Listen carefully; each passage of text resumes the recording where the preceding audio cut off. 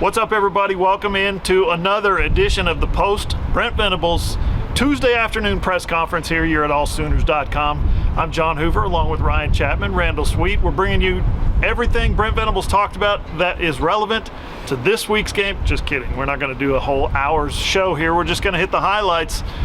And some of the highlights, obviously the Sooners are playing, coming off a 73-0 victory over Arkansas State. Look at who they've got this week, 5 p.m. game against SMU.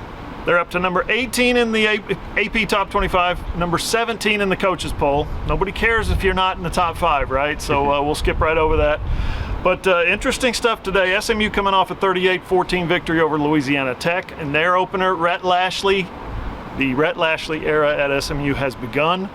What does that mean? He's an offensive-minded head coach, guys, who likes to throw the football. Before we get to how much they're going to throw the football, though, we've got to talk about OU injuries. Brent Venables talked about some today.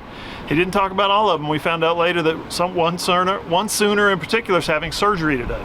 Yeah. If you headed to AllSooners.com after the Arkansas State game, you knew that Brent Venables said Drake Stoops was dealing with an AC sprain, that he could have gone back in the game. They're worried about an ankle for Dasan McCullough, and the concern for Davis Beville was potentially an MCL. Today, Brent Venables said there's not a huge amount of updates since then. Drake Stoops is a guy that could have gone back in the game, so Brent Venables did not vocalize this, but sounded like he should be full available if they need him. Dasan McCullough, the update there was that they were worried about a high ankle component, is how Brent Venables phrased it, but that was not present. So we'll see if Dasan McCullough's a full go.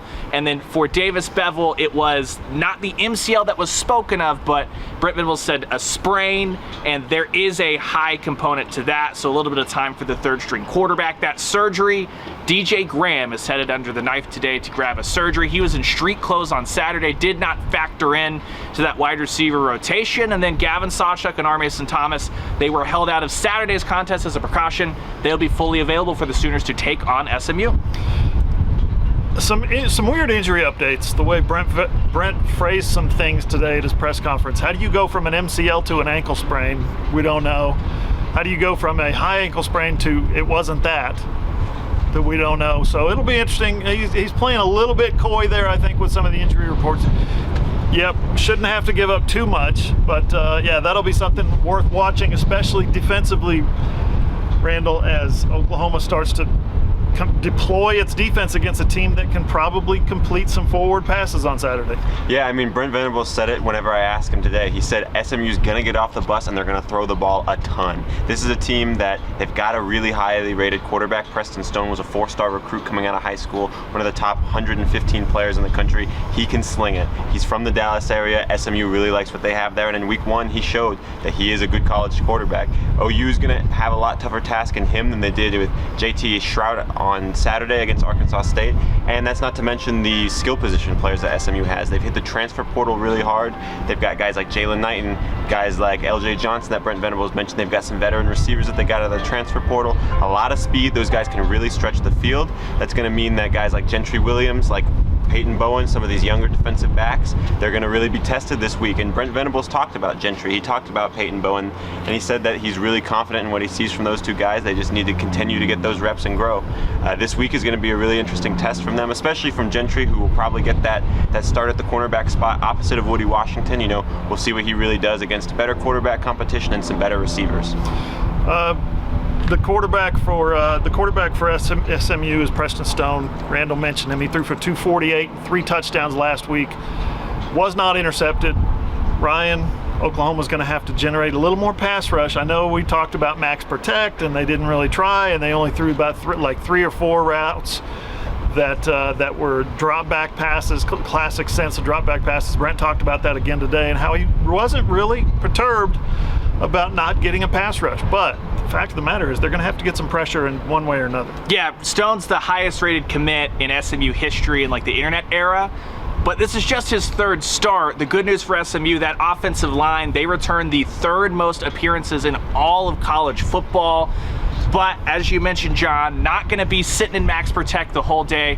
Brent Venables talked about those guys. When you have veteran offensive linemen, he said, nothing's going to surprise them. You can't throw looks at them that are really going to confuse them, and they're going to be out to prove a point. And so that means for Oklahoma, for Rondell Bothroyd, for Trace Ford, Ethan Downs, those guys are going to have to be able to generate that. Brent Venables assured everyone after the game on Saturday that that is a unit that will have a better pass rush this year. He's like, I've seen it every day in practice.